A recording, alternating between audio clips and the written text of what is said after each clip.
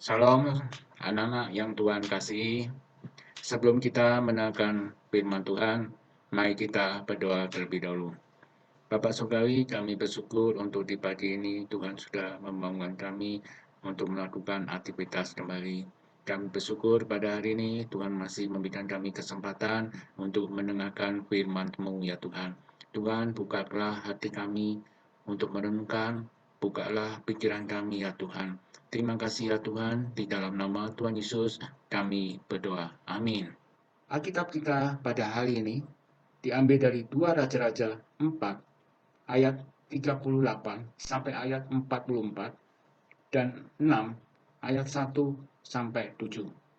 Kisah-kisah mujizat ini terjadi dalam perjalanan Elisa dan rombongan murid-muridnya calon-calon nabi.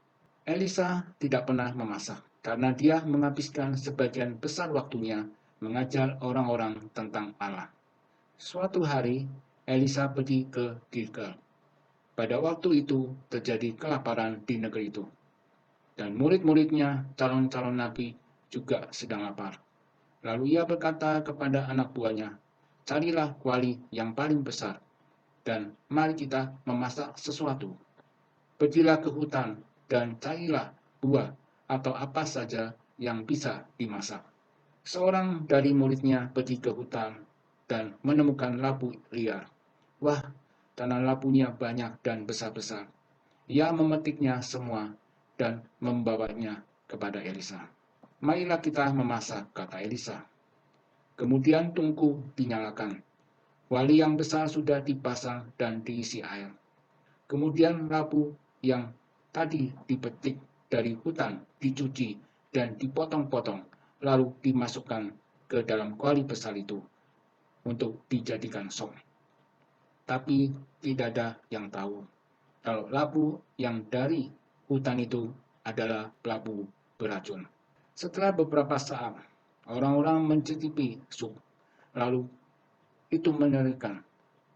Bahkan rasanya nggak enak banget.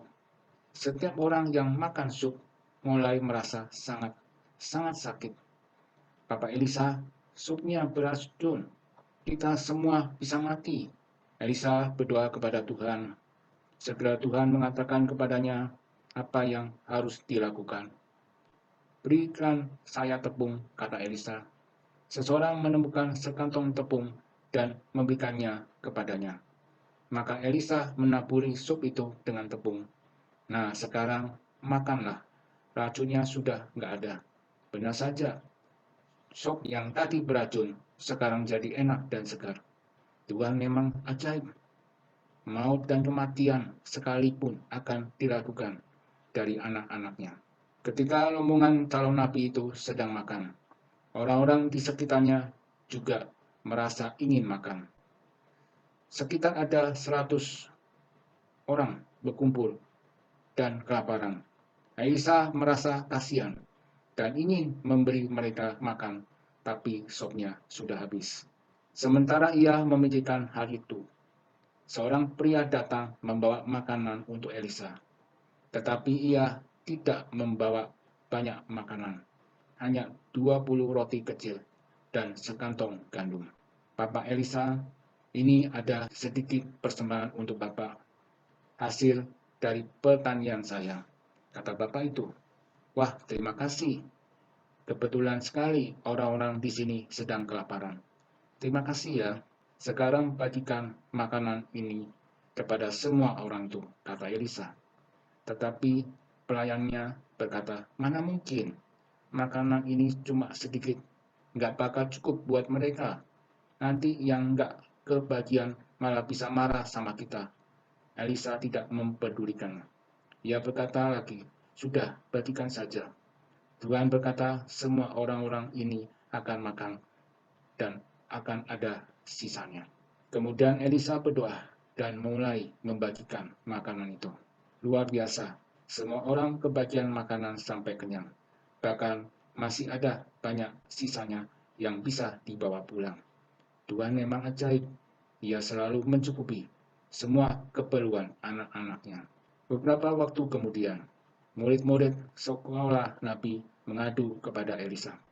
"Papa asrama, tempat tinggal kami sudah sangat penuh sesak. Sepertinya kita harus membuat rumah baru. Ayolah kita ke tepi sungai Yordan dan menebang pohon untuk dijadikan rumah. Tapi Bapak ikut ya, kata mereka. Baiklah, sekarang Elisa sudah berubah dari juru masak jadi mandor tukang bangunan. Murid-muridnya pun mulai menebang pohon dan membuat bahan bangunan. Ketika mereka sedang menebang pohon, salah satu orang-orang ini sedang mengayunkan kapaknya ketika tiba-tiba, wush, kepala kapaknya melayang dan melayang ke sungai dan cemplung. Mata kapaknya yang dari besi itu tenggelam ke dalam sungai. Ia menangis dan mendekati Elisa dengan sedih. Bapak, mata kapakku jatuh ke sungai. Padahal itu kapak pinjaman. Elisa menenangkannya. Sudah, gak usah sedih. Coba tunjukkan ke bagian mana tadi jatuhnya. Ia pun menunjukkan di mana jatuhnya mata kapaknya. Semua rombongan calon nabi itu menonton apa yang akan dilakukan Elisa. Lalu Elisa memotong sebuah ranting dan melemparkannya ke arah jatuhnya mata kapak itu. Kemudian sama-sama mereka bisa melihat sesuatu yang naik ke permukaan. Nampaknya berenang di air seperti ikan, tapi ikan aneh itu tidak memiliki mata, kepala, atau ekor. Itu kepala kapak berenang melawan arus yang datang ke tepi sungai di mana ia berhenti. Terima kasih Tuhan, kata Elisa. Nah, sekarang ambillah mata kapak itu. Tuhan sungguh ajaib, seru rombongan calon nabi itu. Benar, Tuhan sungguh ajaib. Ia bukan hanya melewatkan kita dari maut, mencukupi kebutuhan kita, tetapi juga menolong kita dalam masalah sekecil apapun. Bagi kalian mungkin mustahil bisa mengubah makanan beracun jadi enak. Makanan sedikit jadi banyak, lalu membuat besi tenggelam bisa mengapung.